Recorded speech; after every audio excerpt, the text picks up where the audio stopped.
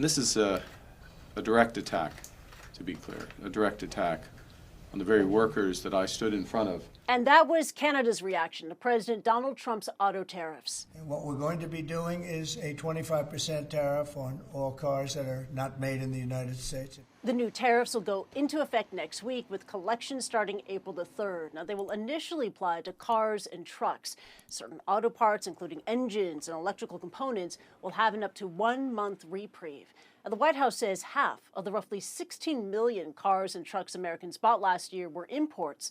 America's biggest suppliers are Mexico, Canada, Japan, South Korea, and Germany. Here in Asia, Japan is calling the tariffs, quote, extremely regrettable, and South Korea is preparing an emergency response. Experts say American consumers should brace for impact. With tariffs on imports of both autos and auto parts, prices will likely rise quickly, even for cars built in America, because many of the parts are imported. One think tank says that the cost of producing vehicles built at U.S. factories will rise by up to $12,000 each. Hey guys, welcome back to the channel. Today we are diving into a major global trade controversy that is shaking up the auto industry. Yep, we're talking about President Trump, global trade war, and specifically this 25% tariff on foreign cars shipping to the US. This is a big deal, and I have a lot to say about it. So buckle up, because this is going to be a wild ride. Let me break it down. What is happening? So let's break it down. Trump has always been vocal about America First policies, and this tariff plan is part of that strategy. Basically, any foreign manufactured car being shipped to the US would now be slapped with a 25% tariff, which, let's be real, is massive.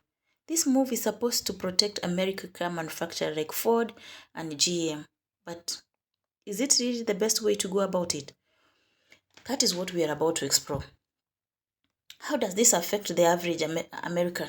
Okay, so first off, what does this mean for you, the regular car buyer? Well, get ready for higher prices. Foreign car companies like Toyota, BMW, and Honda will be forced to either increase prices to cover the tariffs or take a loss on their profits. And let's be honest, companies don't like losing money. So you can bet that price hikes are coming. Even if you are an American car buyer, guess what? Many American branded cars like some Ford, Chevy, and actually built overseas or use foreign parts. So even they might see price increases, meaning everyone is paying more. There's impact on foreign car companies.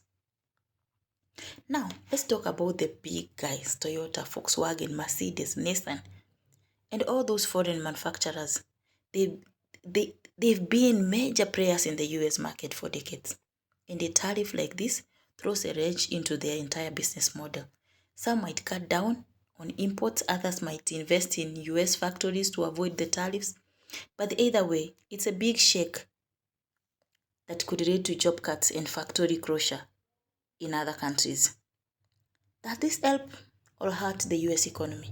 So, Trump argues that this will boost American car manufacturing, bringing more jobs and economic growth in the US. Sounds great in theory, right? But here's the issue.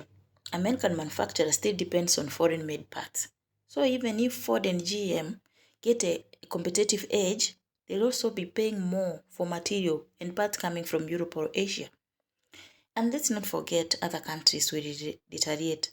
Just like with the Trump steel and aluminum tariffs, we can expect Europe, Japan, and China to impose tariffs on US goods in return.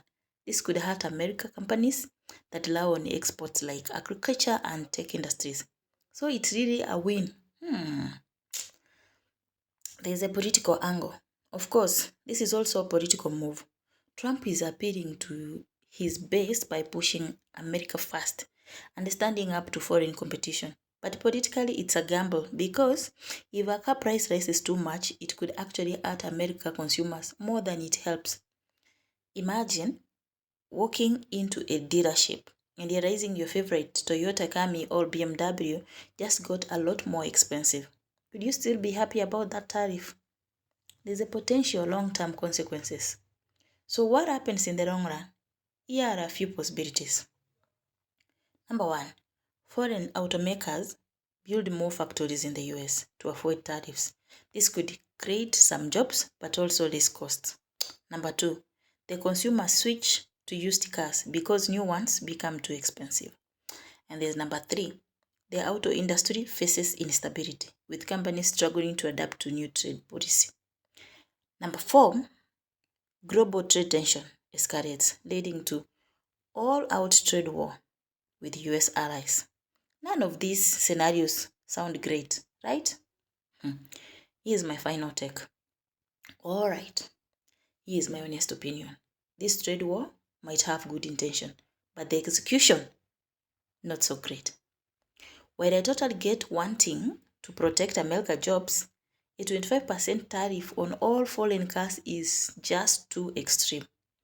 Instead of forcing higher prices on consumers, why not focus on making American cars better and more competitive? I mean, if people want to buy American-made cars because they are the best option, that's great.